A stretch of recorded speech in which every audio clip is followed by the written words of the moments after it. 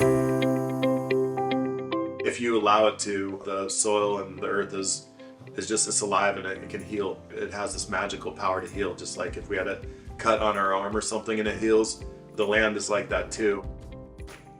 I'm a fifth generation farmer with my brother Max from northeast Nebraska. Our hometown is Oakland. I had, as a child, wanted to come back to the farm. I had a talk with my dad and he said, well, no matter how much you love farming, he's like, it's really, really tough occupation to make it in. This was probably in the early 90s, so coming out of the 1980s where the family farmers got beat up pretty good in the farm crisis. So I'm sure that all was on his mind, but he encouraged my brother and I to try other things, but I kept being kind of drawn back to the farm, and it's the best decision I ever made was to come back to Nebraska. Approximately 15 years ago, I started learning about the power of drawdown of emissions by more biodiverse farming operations. And then I got to tour a bunch of farms across Nebraska who were going above and beyond in how they cared for the soil and how they were trying to preserve and retain their water resources by using more biodiverse systems and just a more rotational system, both crops and animals.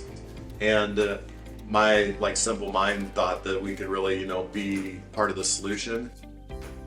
My brother and I, we started advocating changes with the family business, and that took a while because we had to go through a learning journey on how to apply these practices.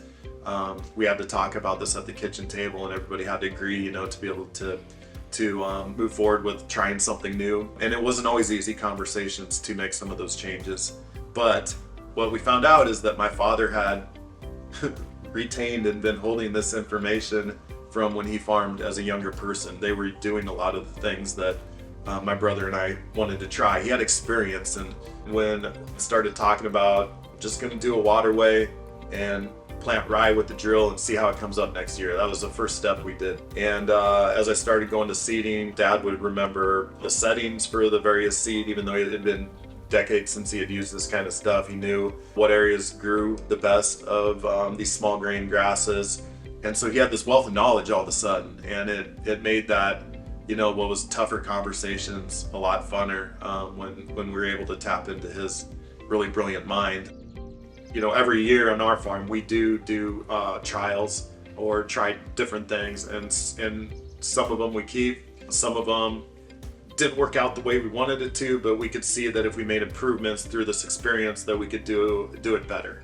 So start small and do pilots or experiments and talk to other farmers that are already a couple steps ahead or have experience in some of these areas. Small experiments can also quietly shut down some of the creative ideas you think you might work out, but those are good because when we fail, we learn from that, and so failure is not really necessarily a bad thing, but you as a business, you want to de-risk that, and so you start small, you learn from that, and then you can grow up if it continues to fit in your system. Small experiments help minimize risk, but they don't eliminate it. For Graham and Max, not every change went smoothly. Some pushed the land too far, too fast. One example is when they tried switching to non-GMO soybeans, but the land had other plans. The land wasn't ready, it needed kind of a healing moment, and non-GMO soybeans, they don't tolerate glyphosate, so you can't use that. What we've noticed is that weeds have started to evolve so they can actually still live through some glyphosate applications. If you take it off, it's just they go crazy. My brother and I just couldn't keep up with it. That's a challenge from some of the experimentation, just good intentions, but maybe just went a little bit too far in that case. Still not a position to break us, but definitely put some stress on us that we weren't expecting, Those kind of things will come up when you're experimenting, and you just kind of got to figure your way through it and do the best you can. The markers of success look different these days. For Graham, it's not just about yields or margins. It's about seeing signs of life returning, sometimes in small ways, sometimes with a burst of wings and color. I have started to be more aware of what's around and then started to see more diversity in the animals around the place. And of course, we've been working on infusing different kinds of more native species. The last 5 years, we just had 2 acres on every quarter section, on every 160 acres that we put into wildlife set aside. It could be a more marginal area. Maybe it's got like a erosion gully going through it or something.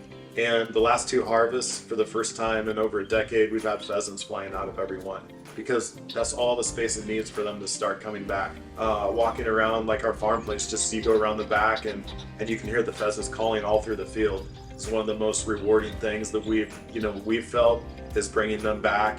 But it's all the diversity that you see, and just the way that makes you feel, that's really powerful. But admittingly, we still have a long ways to go.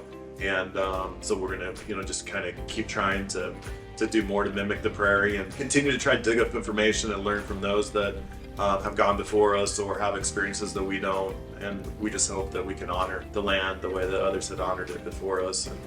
Graham's work is a reminder: the land doesn't start or end with one generation. It's a responsibility rooted in the past and shaped by what we choose to do next.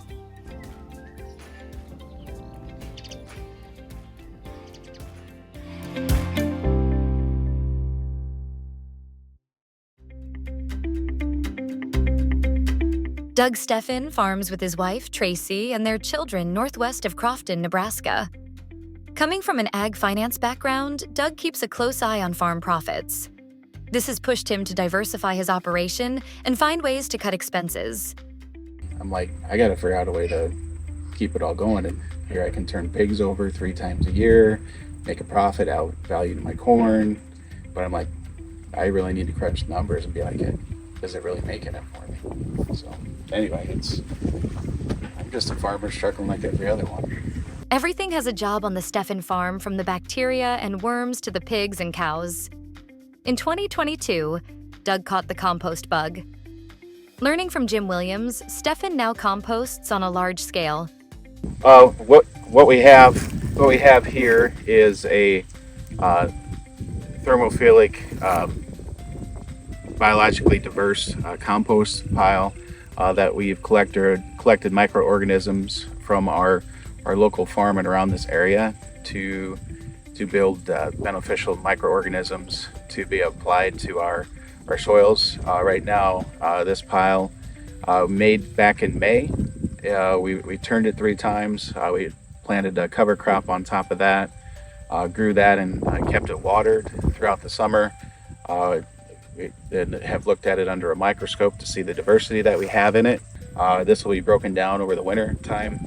Next spring, we'll be able to come into this and start to utilize it, where we'll do our application to our seeds that we're planting. So our spring planted small grains.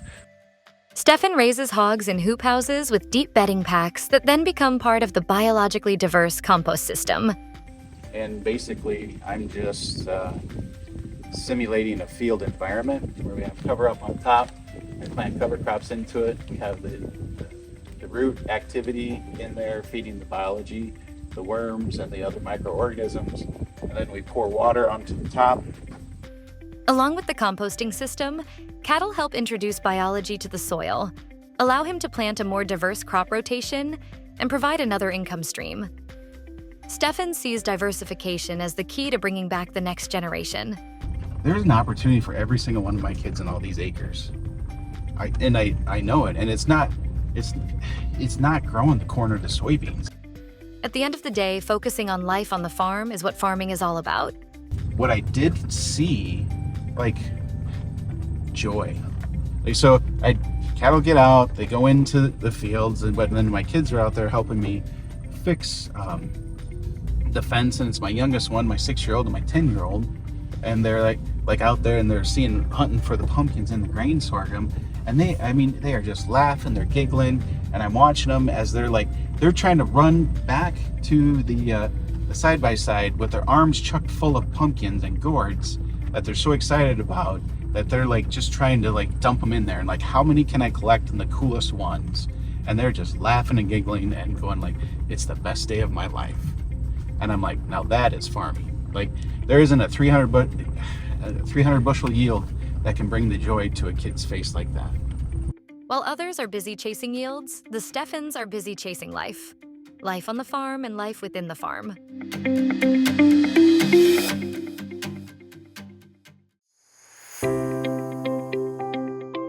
Can Kenny Rinke's roots run deep in his Neely, Nebraska farm. He grew up on the farm, and now he and his wife, Wendy, are raising the 5th generation on his great-grandfather's homestead. Rinke started farming with his dad, Dale, north of Neely in the late 90s. A lot has changed over the years. Rinke grew up chisel plowing and double incorporating Pursuit Plus as a kid. Now the operation has been full no-till for 20 years. No-till helps protect their variable soils. From Valentine sand to yellow clay, protecting and rebuilding the soil is part of his farm planning. His soil is mellow and able to cycle the rhizide to provide nutrients to the next crop. That's the part that I love, seeing that soil like that. So, I'm happy with the corn that's out here. And this is non-GMO. This is premium. No tip back. No. What's your population? This here could be 20, 25. We're VRT. Okay. So this here is going to go anywhere from 18 to 33. So this, I almost view it as corn on corn because that takes some nitrogen. You got all that residue. So that's why the vetch, that's why the cowpeas. If you can get a legume in there, to hopefully offset that. Yeah. For Rinke, it does not stop with no-till. Crop rotation and crop diversity play a major role. He regularly grows corn, non-GMO corn, soybeans, wheat, and rye cash crops. So this is my rye and vetch production field this year. This first year doing full scale, kind of going back to what we used to do around here all the time, different generations. 65 acres irrigated field. I know a lot of guys will look at this kind of a waste. This should have been in the combine bin. Should have went as seed. For me, I like to throw a little bit of seed over. It's a free cover crop. There's something growing out here now. It'll be a tool for next year to plant into. The plan is to come in and no-till corn. We'll burn it down. We'll plant green and then burn it down and plant corn into it. Kind of playing with fire. It's going to be an experiment with all this vetch out here. We're going to have to be awfully careful on our timing for burning it down. It's going to be a challenge just to make sure everything's right, that we're not tangling up and it flows correctly. But I'm excited about hopefully some free nitrogen and everything growing out here, some biomass that's going to be growing too. Cow-calf guys, this is definitely a candidate to be grazed. I hate to say it, could be hay, could be different things next spring. There's a lot of different tools here you can use. So. Diverse cover crops are stockpiled and grazed with corn stalks. So we bring in cow-calf that we graze stalks for another guy. That's kind of our service. We bring them in on the corn stalks and graze all the corn stalks. This is just an added benefit. We water through hydrants on the cows. All the places where we do go, there's usually an old farm place or a submersible well. This year, he grew grain sorghum or milo and cowpeas. The cowpeas can be cleaned out of the grain sorghum and provide nitrogen for next year's corn crop. The cowpeas received a burn down before planting and have not been touched since. No fertility, they are living on their own. All this diversity has also brought seed cleaning into the operation. Seed production focuses on rye and vetch and overwintering species. Rinke is always looking for opportunity, but at the same time ready for disaster.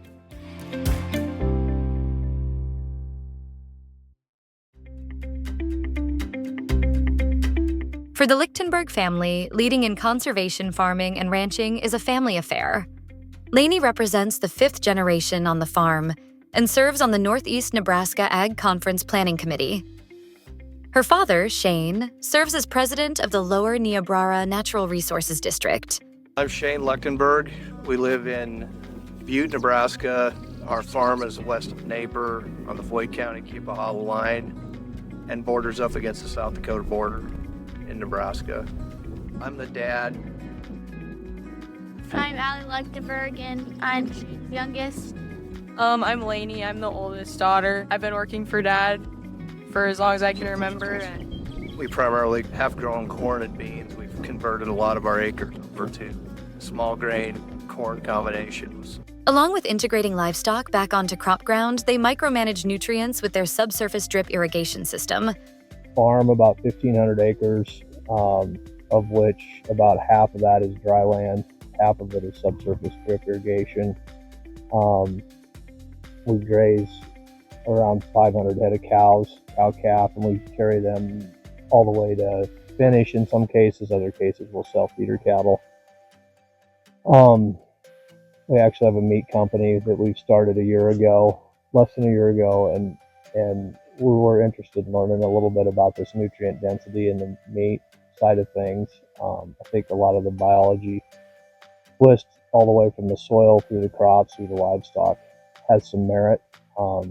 It's I think a lot of people are trying to figure that all out right now, and we sure don't have it figured out. But I think there's something there that, in the long run, has some benefits to everybody. They are expanding their nutrient management concept by using compost extracts to enhance soil biology and natural nutrient cycling. The Lichtenbergs have been using compost extract product in their corn for the last few years. Now they are starting to build their own after learning about on-farm composting from Jim Williams at the 2025 Northeast Nebraska Ag Conference.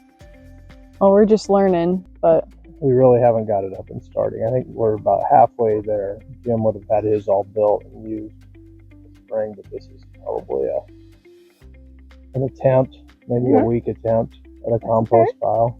Yeah, we pulled some manure and stuff out of this pen right here and put that on there with hay and some alfalfa. And yeah, we're probably lacking some of the greens. Yeah, that we would use. Kitchen scraps, the chickens are all over it. You're learning what you have or what you don't have, and then what can possibly turn it whatever system you're in to be better. And that's just what we're trying to do as much as anything. It's a shotgun approach, and it's not very well documented, but when we're getting up in the morning or walking or driving through the pasture or the farm ground, you just take mental notes and try to improve things as you go. Being the fifth generation on the land, Lainey is passionate about soil health. She sees soil health as the solution for many of the challenges they see in the fields. I've learned more about it.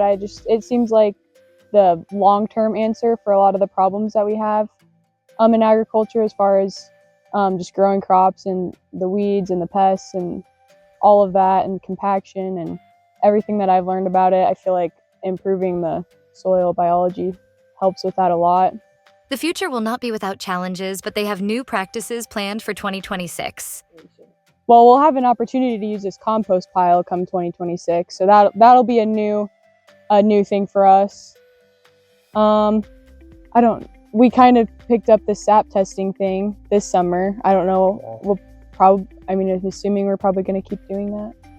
Maybe a little bit. Oh, yeah, I'm not for sure. We have a substantial amount of subsurface irrigated ground, and we actually have used 400 or 500 acres of that was forage crops this year that we grazed cattle on, and we're actually getting ready to winter graze a bunch of that through the winter, and that's something I'm pretty interested in learning from and continuing on. It's new, or even maybe making it a cash crop. Yeah, I'm very excited about that, the cover crop stuff and grazing the it. Cattle that have been on it have been real well, and we're going to graze through the winter here. A lot of standing forages, along with corn stalks, rotate back and forth.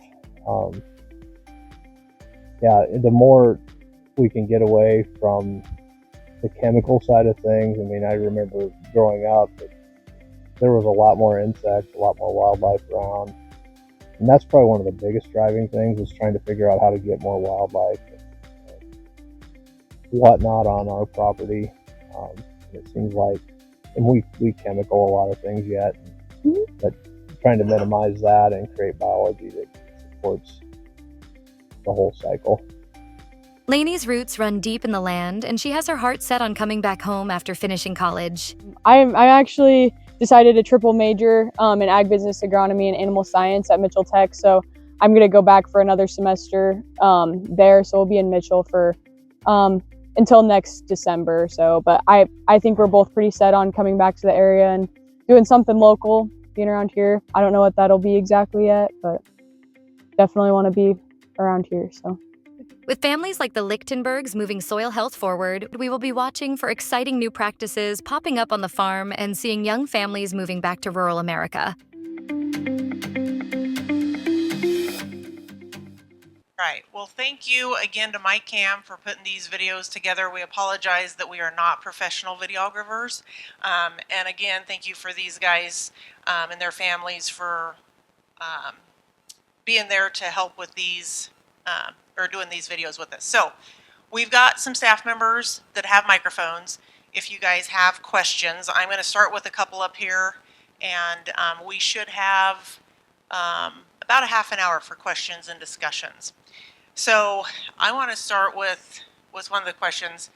Graham, I loved the idea that you said you tapped into your dad's brilliant mind.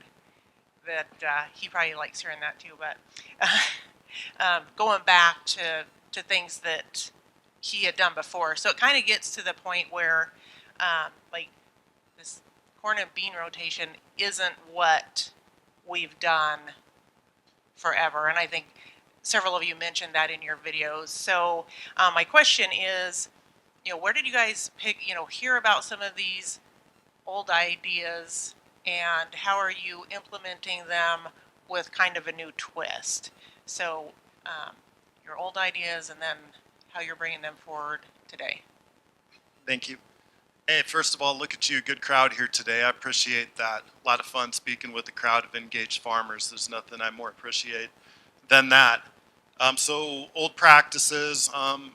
First of all, if any of your generational farms, you might have some old pictures that when they first started doing the aerial flyovers and taking pictures, and we have some when they started that. I'm guessing it's from the 50s. And so an expanded lookout from our farm just shows us how much more diversified the quarter section that we lived on was. There's 5 or 6 rotations, grazing cows, grass, alfalfa. You had a small grain in the rotation. You might have had sorghum, corn. At that time, beans were a lot less likely, so you saw this heavy rotation going on. And so just taking a glimpse of that, starts to help me better picture, rotational cycles. But some of the things that we've, started re-implementing, we took out, you saw it in that picture on the video, but we dusted off like a 1970 John Deere, 12-foot drill, and just started kind of messing around and learning on that thing. You also saw the non-GMO soybeans. I grew up cutting those by hand, weeding, with the machetes and a hoe. Like, that's what we spend our childhood growing up to do. But now we're not trying to necessarily get away from non-GMO soybeans, but we're looking at other practices that can terminate the weeds, such as those robots, that you've been seeing a little bit more that cut down some of those weeds.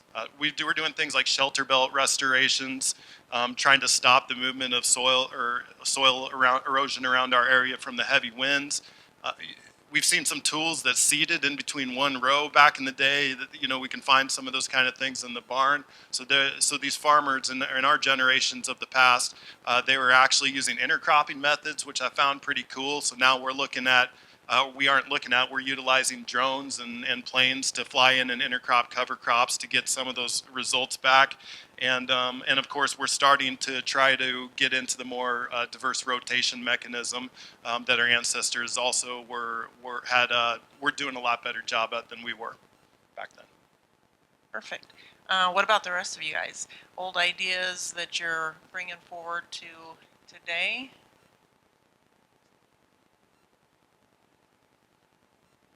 Sorry, I missed the question. What are some of the ideas that your families have done in the past that you're bringing back that might seem more innovative? I guess I don't really. Some of the newer things we've been doing are the cover crop stuff. We've started composting also with Jim Williams. Kind of learned some stuff from him, and I don't know. That'd be kind of some of the newer stuff we're doing. I guess I don't know what. Oh, and rotational grazing, we do some of that stuff too. I guess I'm 19, so I don't know really what they've done in the past as much as you guys do. So I don't know. Maybe get into one of them. Maybe that's good. You don't have that baggage, Lainey. For our operation, I'd say it'd be diversification of cropping rotation. I think in the current environment we're seeing quite a bit of a lot of monocultures. The key is the oats, alfalfa. So that small grain is so huge. It does miracles. We sit here and it's tough to run the numbers. And anyway, I've seen guys run the numbers and multiple times and they say the same thing, that it helps and it does that benefit. So it's just trying to bring back more of a diversified rotation, and then also it's incorporating the livestock, the diversity of livestock into an operation where we've seen a lot of fences tore out and we can farm from corner to corner or around highline pole to highline pole. So it's that's where I'd say our operation is looking at. I guess for me, for bringing some of the stuff back that other generations used to do, I can always bounce stuff off my dad. We're 40 years apart, so it's kind of, we've got an interesting dynamic going there when I talk to him on anything. A lot of times he'll kind of look at me funny, why are we trying this? What are you trying to do? I'll go back. One of them things, one of the necessities is why I'm kind of like a Ryan Vetch. It was historical there. I know Graham mentioned with the small drills, the old horse-drawn drills. We used to have stilt tractors that pull them through the field. They were doing it because our growing season, it got cold so quick, and they were harvesting late to get that rye in there, to get that growth, and then to be able to have your strip crop dry land. Back in the day, what we did up there. But the Ryan Vetch, the vetch was a necessity. A legume, they were doing green manure. They were plowing it under, and that was their nitrogen source back before synthetics and everything. And nowadays, it's more of the margin that's kind of forcing my hand personally. As when nitrogen's cheap, it's not a big deal. You don't have to chase a lot of that stuff. I shouldn't say we're lazy, but we're efficient and we're careful with our labor and time. So if we don't have to do a lot of work to go chase stuff, that's going to be more time, we'll do the easy stuff. When times get tough and you have to chase some of the things, and it kind of brings it back into light. I think in ag, that's kind of what we see. We all farm, we all do the same thing, but it's cycles. And every generation has a different tool and a way of kind of doing that same thing over again.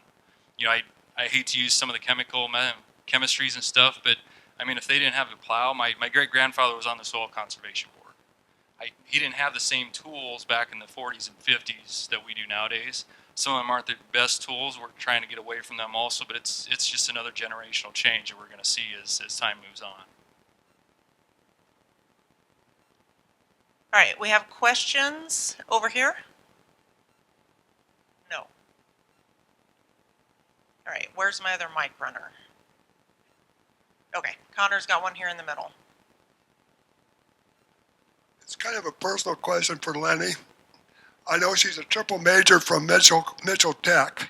As a former educator, I'm always interested in as an educator, if we prepare our students for what they need to go. Do you feel well prepared at going to Mitchell and get a triple major for what you're doing today? That's a good question. I feel like going to a tech school, I've kind of become a big advocate for two-year colleges. I think in many cases they can be more efficient. I think all of my professors are extremely qualified to teach the things that they're teaching. My ag business professor is a commodity broker and a real estate agent. She does all kinds of stuff, and everybody is pretty involved in the actual class that they're teaching. Yeah, I mean, I feel like I've learned a great deal of information at college, but you get a lot of experience hands-on too, just being at home and working and being actually around it. And I think Mitchell Tech does a good job of putting students in those situations and just giving us opportunities to learn the latest in the industry and all of that. So yeah, I would say yeah. Very good. If you've got a question, go ahead, raise your hand up. They'll bring you the mic and we can get them called up here. Okay, if not, I'm full of questions. Do you guys have questions for each other? No, okay. I'm sure you'll think of, oh, Graham does, and he's going to use the mic to ask it. Doug, I'm curious about your compost, and I'm curious, what you're all using it on and what your overall goals are, and, include kind of the, size and scale you're starting into and stepping into as well. It's something I'm fascinated in, but don't know a lot about. Okay, so I need to temper myself. I get fairly excited about this, but so what I do with in my composting system, it probably started back in 2021. I've been on this journey, working through this for a number of years. Studied the Lane Ingham program. Uh, I would say myself and Jim Williams ended up having like this fate moment where I heard about him and I'm like, I got to find Jim Williams, and he's kind of fairly off the what do you call that? He keeps quiet, so he's fairly quiet. I went up to South Dakota Soil Health and ended up coming to a compost table, and him and I ended up sitting next to each other, and like it was the best night ever. But anyway, compost. um, Compost is a simulation of healthy soil. So it's creating diversity in your products that you put into it. So it's and it's really just trying to grow biological life. How I judge my compost, if I'm doing it right or if I'm getting it close, which there's going to be times where you're like, man, I failed and really screwed it up, but then God just fixes it for you. So I make a lot of mistakes, and when God just fixes it for me, I'm like, boy, thanks. Sometimes it just takes some extra time. Back there on the NRD's table, it has some tubes of clear glass. I'm doing basically, it's kind of I've done my own compost. I've done my I say biological. I just try to get as much diversity. I go around our area, and I'm looking for areas that are going to be undisturbed areas that are going to have native soils and native organisms. I go to those areas, I harvest 5-gallon bucketfuls, and basically I try to create a medium to be able to grow that. So we'll make that, we'll make a pile of it, I turn it, I cover it, and then I don't do anything for 6 weeks, and I come back and I look at it, and if I have worms in there, I'm like, yes, it is doing what it needs to do. So you saw in the video a couple times, I get really excited about worms because I'm like, worms are that right there says that's it. So what I do, we'll take that in my system. I have a flow through system. Pour the water over the top, it drains down, goes into. I collect rocks, and so farmers really like to give you rocks. So I'm like, can I pick rocks out of your field or some throw them in the fence line? My kids will attest to this, that we've loaded up bucket loads of rocks and we put them into IBC totes, and I drain that on there. So we're trying to collect microorganisms through this healthy soil. And also I always have a growing living root in that soil because it's also exuding hormones and different things. I don't know all the answers. I just say, God, you take care of it. But it goes down into there. It gets in those rocks. We drain it out and recycle it. That's basically my kind of portable, ready-made humic, fulvic, just a whole combination of different things. So I would say it's not that complicated, but then we try to make it complicated. So there's all different kinds. There's thermophilic systems. There's Johnson Sioux, all those different things. So I'm kind of trying to simulate some of the Johnson thermophilic and a Johnson Sioux type system. So I apply it to the seed. We do sprays on our crops. We also do drenches to our soils through a sprayer. I add certain foods to that. I'll use sea salts. I use molasses. I'm also using milk replacer, kelp meal, and I also do a seed soak to where I soak oats, peas, and barley. Really good mycorrhizal plants. I soak those for 24 hours, and then I take that and I drain that off and combine it into my foods when I'm ready to spray my biology out there. So all I'm working on is basically, it's really simple. It is a lot, but it's also simple. I'm just always focused, how do I feed the life in the soil? So, sorry, hopefully. All right, we've got a question right over here. Right, so what is a experiment or trial you guys are looking at maybe doing next year that you might not have told anybody about yet?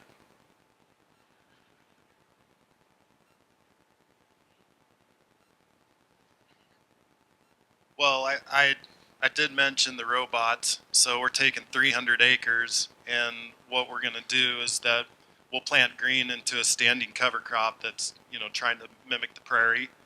This year we're going to spray that down after we plant green, and then as soon as the corn and the beans emerge on two different quarter sections across the road for each other, we're going to turn loose the robots until it canopies. So then the other part of that is that at night, when we pull them out of the fields for weed cutting, we can be able to put down a foliar.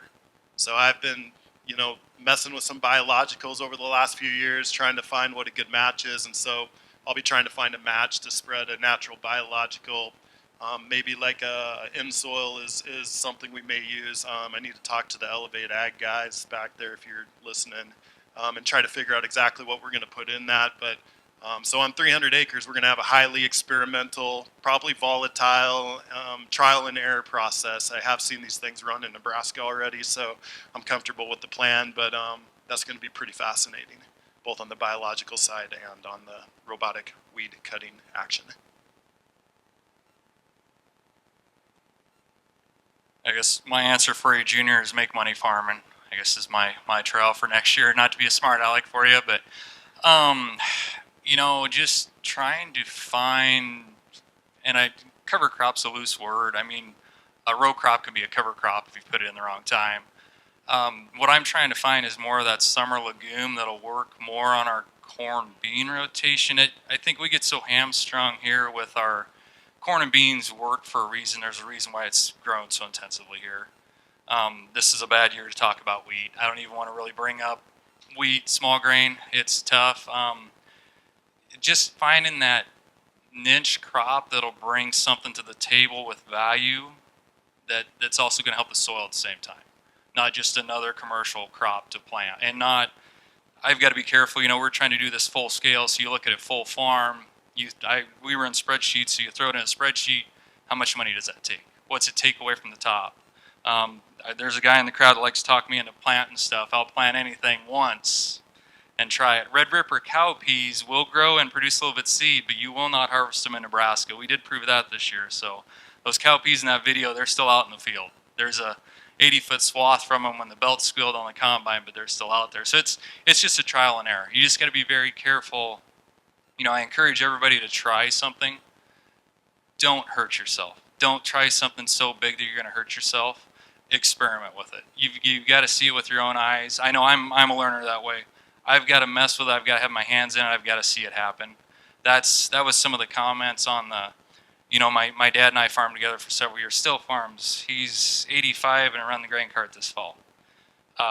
When we first started no-tilling, he was my challenge.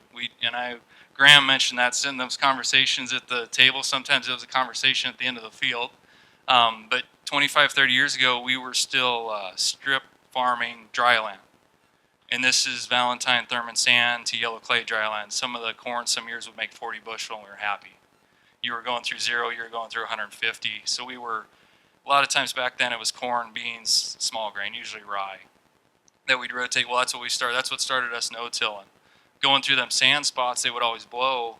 It was easy to talk my dad into, hey, we're not going to diss that. We're not going to work through that. And well, yeah, you're going to work the heavy ground, though. Yeah, we'll work the heavy ground. It took about 4 or 5 more years. Okay, we could stop working that heavy ground because the sand worked better. It was just a natural progression. That no-till journey for us was a true 10, 15 year. There's one farm my dad owned back then. It was the heaviest ground we had. The year that he let me be able to no-till corn on corn was the year that we kind of made the journey on it type of deal. From then on, there was no questions. We were able to do kind of anything we wanted to there. And I always say I'm an only child, but we's us. We is the family. We's the farm type of deal. So it's how I always speak. You almost have to when it's something like that and you're connected to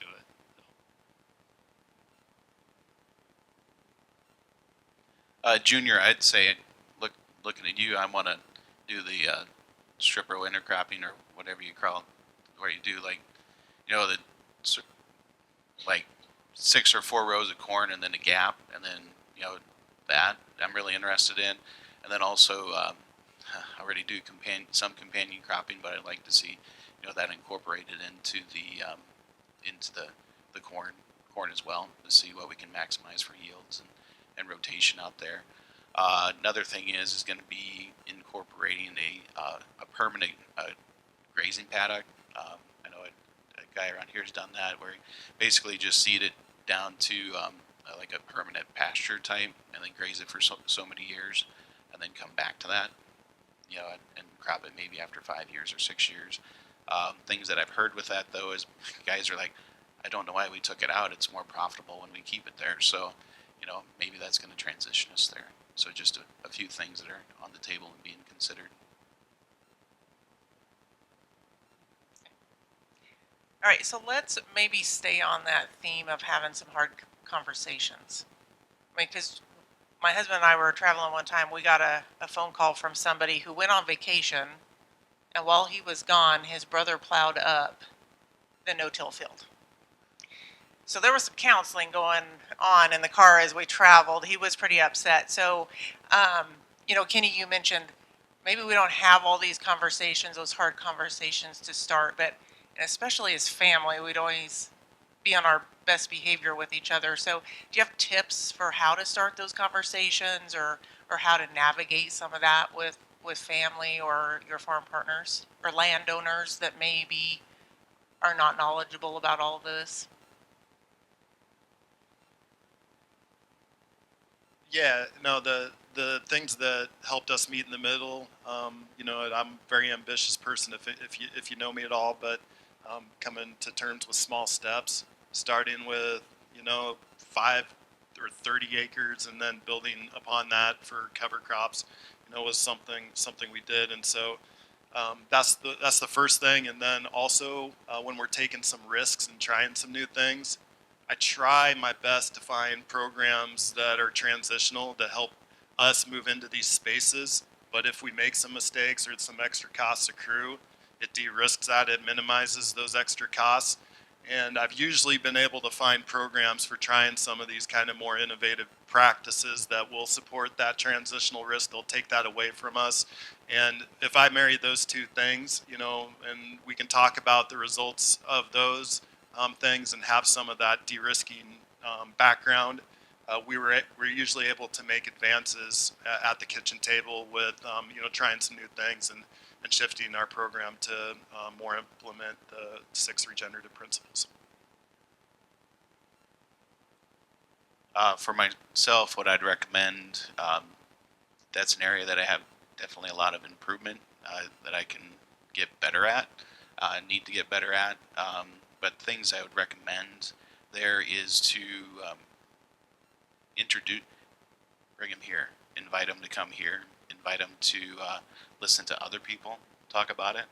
You know, sometimes when it's coming from that individual and you're in that forest, it just kind of goes on silent ears. So, but when you have other people talking about it, you know, and that's what's changed my mind as well, is like, you know, being next to Kenny or Graham or Laney, or, you know, I was in the picture with Laney, you know, being there with Jim. It was like, you know, so it's surrounding yourself with people that are willing to be innovative, to challenge, to push the envelope,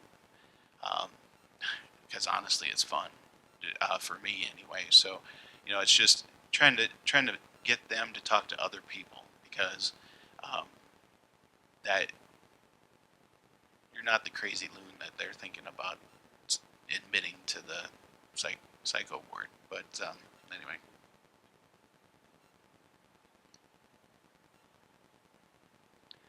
You know, I guess for me, I mentioned my dad with our no-till journey. You know, that was, I shouldn't say that was easy, but that was kind of an everyday deal that we could always work on little bits and pieces. You know, he had pieces of the puzzle, I had pieces of the puzzle, and it's just bringing that all together to be able to make it work as a system and see it actually work true. I struggle a little bit when you mention the landlord side. I mean, that's probably, I shouldn't say my biggest struggle, but my bigger struggle, because I'm worried about what they think, with how their farm's doing, what's it look like, you know, to the public. At the same time, it kind of, I shouldn't say it hamstrings me, but I'm more apt to try it on one of my farms that we own than to go on a landlord's farm. The reason for that, you know, I'll bring small grains into it. You try to put wheat into the rotation, you try to put rye in the rotation.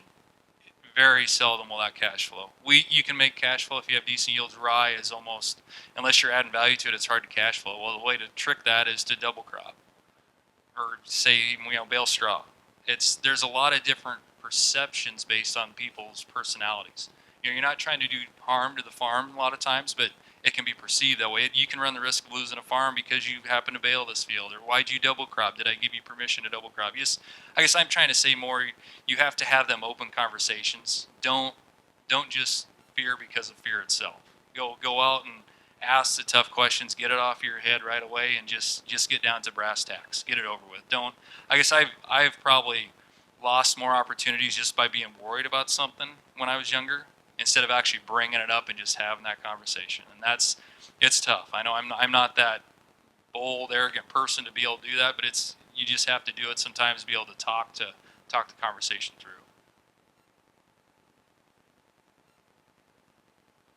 Go what these guys have said. One of the things that I've kind of been thinking about is just all of the referencing Jim Williams from last year. This guy who we don't even live that far away from, and I had never even heard of him before until he shows up at this thing. And next thing you know, we're starting to figure out this compost thing. Doug, kind of the same thing.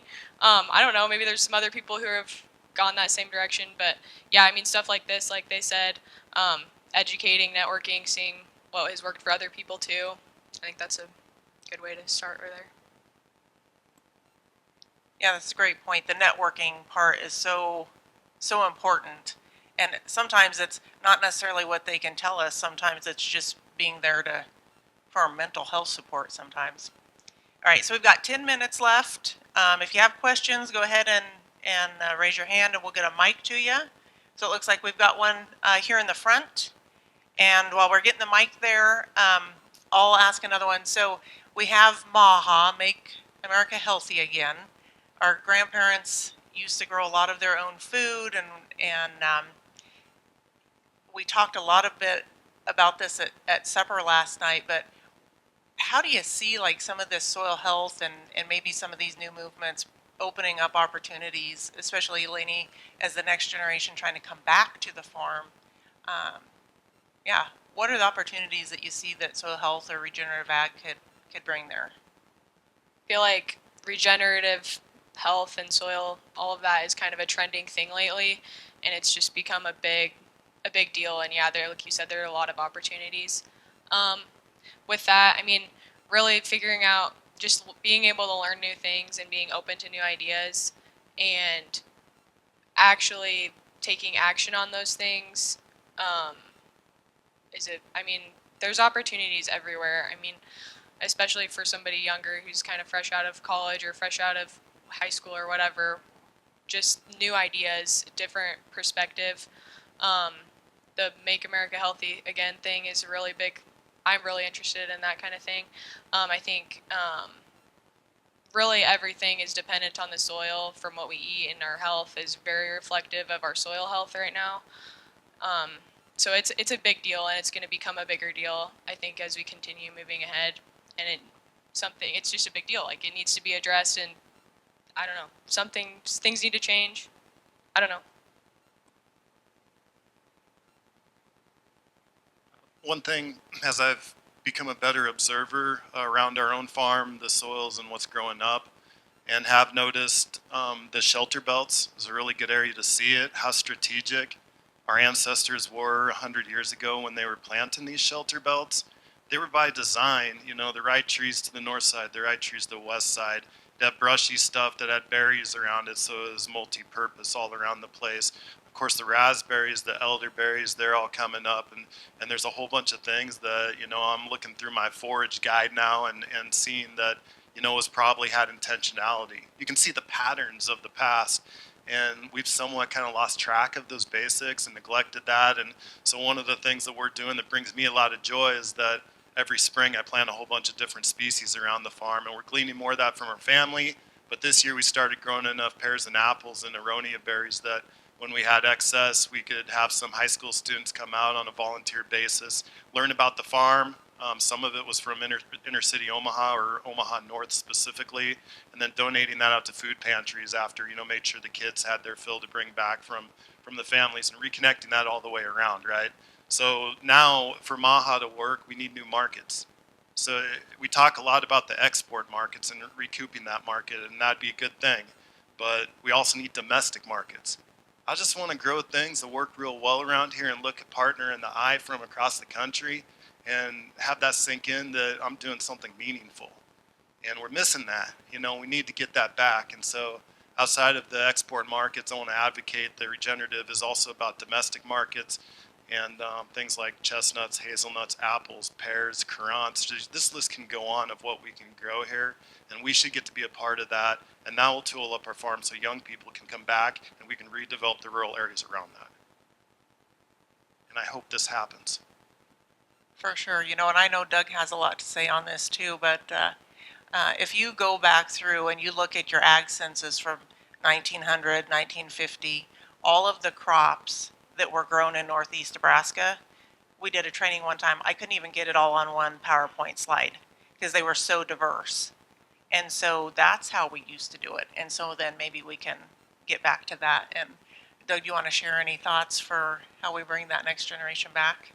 So, just an intro into this, Scott and Becky have been trying to figure out a way they can light my fuse up here. So anyway, Becky's getting pretty close, but 5 minutes. Here we go. Here's where I look at. I think there's opportunity for everybody. We need to focus our life based on the land. There are trillions and trillions of microorganisms that live and thrive within the soil.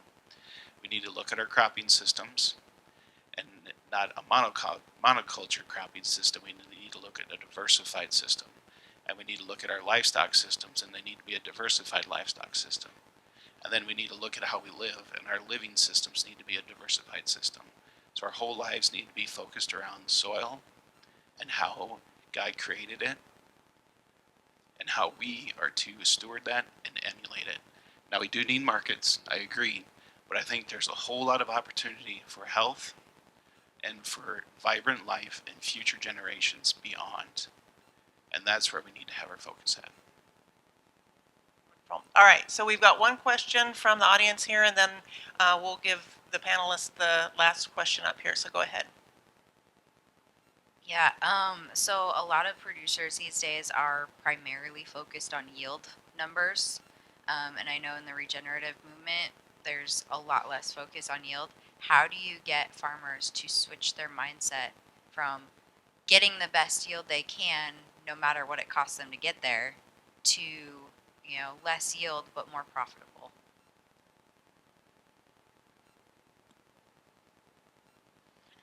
You know, I'm one of those guys that had struggled with that at first because, you know, that's the talk is the yield you always talk on.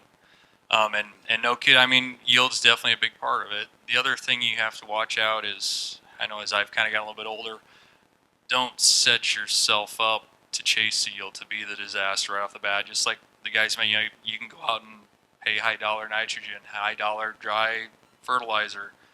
Once you lock that in, once you apply it, that's your road. You have to chase to be able to get above that. I guess that's what I've kind of done is, you know, without sacrificing too much yield, without doing detriment, to not set those high expectations. You know, we try to keep the field average where it needs to be able to make a profit. We work in the middle. Everybody works in that margin in the middle. It doesn't matter how you got there. You have to work in that middle margin. That's what we try to do. We try not to go out. We're trying to use, you know, some of them carbon, some of them things like that to not have to use as much nitrogen in the inputs. So me, it happened back in 2020. I was part of an executive link board. We go out to Montana, and we had businesses come to our operation. We did a tour there, and basically each business like analyzes one another's business. We took them on a tour. I was showing them all around our farm, and I was talking about, you know, we're looking at getting this yield here and this here, and our mediator was there, and he says, Doug, you're talking about a P word, you know, and I'm like, he's like, but all I'm hearing is about production. It's not about profit. And at that moment, it changed for me. Because, so that year I did get a tremendous yield, phenomenal yield. Run all the numbers, checking everything, I barely made it. And I'm like, what am I doing this for? It was exhausting. And Kenny's right. You had it out there, and then you had to get it. And it's like, why don't I focus on profit rather than focus on production? So for me, profit is by utilizing what God has given me and leveraging that, you know, the compost, the microorganisms, the soil health, all of those things. He's going to grow it. I just need to take care of it. Like, the more I go and buy and put out there, it just creates more risk for myself. So, and it's trying to find the middle, but I said struggle, and I mean challenge, whatever. It's one of those things that, you know, what you put into it, if you're keeping it lower, it gives you a little bit more room to breathe, I guess, is what I would say. I'd just say that we're looking at, our business plan is a little different. We're looking at environmental strategies, how to implement them on the farm, and how to turn that into cash flow. And so there's a heavy input reduction component to this. There's some swapping of costs, you know, by eliminating most fungicide and insecticide applications and reinvesting that into cover crop seed. You know, also the solar energy has definitely cut costs. We've also implemented, we're also trying to get into varieties of grain. You know, I mentioned food grade, but a lot of food grade, trying to find a little bit of premiums out of it. And the robots are also part of that financial plan. So I'm not so concerned with yield. I'm more concerned with profitability per acre, and I'm using a combination of a whole bunch of things to reshuffle our business plan to make that work. And for the most part, we've been in a better situation, you know, because of that, even despite some of the chances that we've taken. All right, so I want to give you guys the last word. We're right at 12:15. So in a couple of words, Doug talked about joy. Is there anything on the farm that brings you joy that we didn't hear in your videos?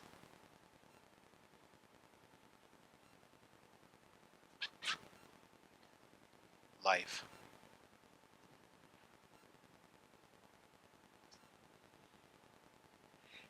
It's a tough act to follow.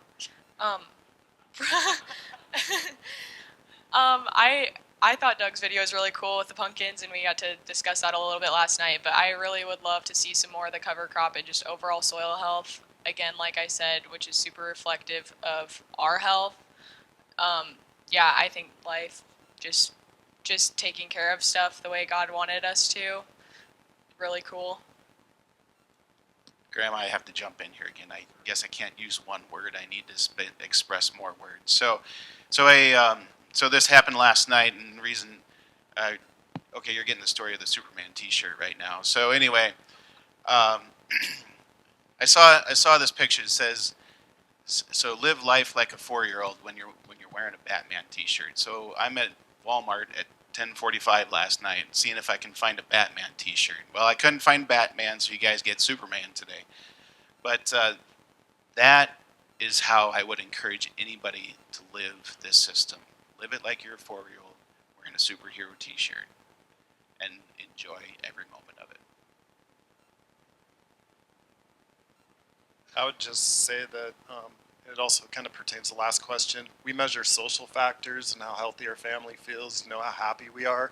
And since I've been applying the 6 regenerative principles, I enjoy farming. And it's kind of what drove me back to the farm, is that I could implement solutions for all these issues that we're facing, and that the farm had those solutions right there. And so I get a lot of joy and see the birds return, having more pheasants around, and seeing some of the pollinators coming back, you know, just species diversification. And I like seeing some of those new native species start to pop up that I seeded a few years ago that have gone missing. And I like when I discover something rewild, you know, in some areas we've rewilded, you know, some native elderberries that came up. These things all bring me a lot of joy. There's a social factor that has value, and that's a part of the value on our farm too. I guess you know, the thing for me that's brought joy is, you know, I finally gotten to the point where the farm isn't the stress for me. The farm is what brings me calm, brings me peace. To be able to walk around some of the different cover crops at night, or some of the different fields, and just see the change. 9 times out of 10, it's the people in your life that are the stressors. It's not the environment that you're in. So I get to go around the farm and relieve my stress, I guess, has been my win. Very good. Well, let's thank them again for being on the panel.